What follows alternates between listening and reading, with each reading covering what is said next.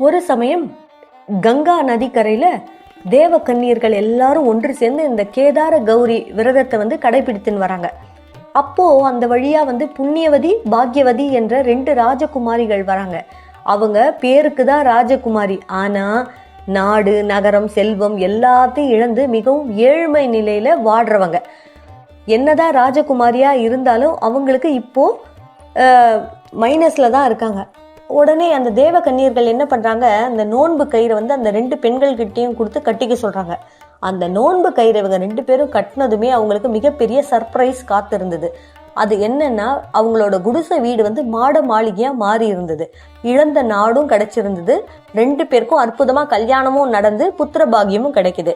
இதுல புண்ணியவதி மட்டும் எல்லா வருடமும் தவறாம இந்த கேதார கௌரி விரதத்தை மிகவும் பயபக்தியோட எடுக்கிறாங்க.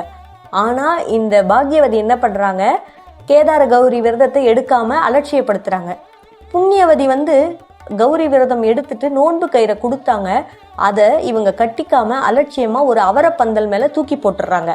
உடனே என்ன ஆகுது, இந்த பாக்யவதி கிட்ட இருந்த செல்வம் எல்லாம் போய் வறுமை அவங்களை ஆட்கொண்டு விட்டது. அந்த தூக்கி போட்ட அவரப்பந்தல் மட்டும் நல்லா காய்ச்சி குலுங்கிக்கிட்டே இருக்கு அவரைக்காயா. அதை மட்டுமே இவங்க சாப்பிட்டு காலம் தள்ளின்னு வராங்க.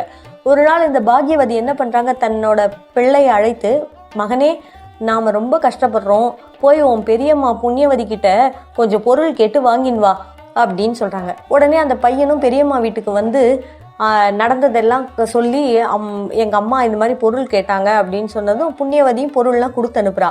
ஆனா அதை வாங்கின்னு வரும்போது குளக்கரையில மூட்டையோட என்ன பண்றாங்க, திருடன்கள் தூக்கின்னு போயிடுறாங்க.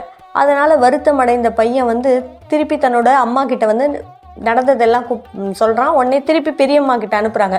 திருப்பி புண்ணியவதி கிட்ட இந்த மாதிரி நடந்துடுச்சுமா அப்படின்னு சொல்லி அவன் கேட்கறான். இப்போ என்ன பண்றா அவ, உன் அம்மா இந்த கேதார கௌரி விரதத்தை செய்யறாளா இல்லையா அப்படின்னு கேட்கறாங்க. எங்க அம்மா பண்றது இல்லைன்னு இந்த பையன் சொல்றான். உடனே என்ன பண்றா, சரி அதனாலதான் உங்க அம்மாவுக்கு இவ்வளவு கஷ்டமும், உடனே இந்த நோன்பு கயிறை கொடுத்து கையில கட்டிக்க சொல்லு, கேதார கௌரி விரத பூஜையை பண்ண சொல்லு, இனிமே உங்க வாழ்க்கை நல்லாயிடும்னு சொல்லிடுறா. அதே போல இந்த பையன் அம்மா கிட்ட சொல்லி இந்த நோன்பு கயிறை அந்த அம்மா கட்டினதுமே அவங்களுக்கு நல்ல காலம் பிறக்க ஆரம்பித்து விட்டது. ஆகவே பக்தர்களே, இந்த கேதார கௌரி விரதத்தை ஸ்ரத்தையோட கடைப்பிடிச்சிங்கன்னா சிவன் பார்வதியோட அருள் என்றும் கிடைக்கும் என்று இந்த கதை நமக்கு அறிவுறுத்துகிறது. ஓம் சிவசக்தி. நன்றி.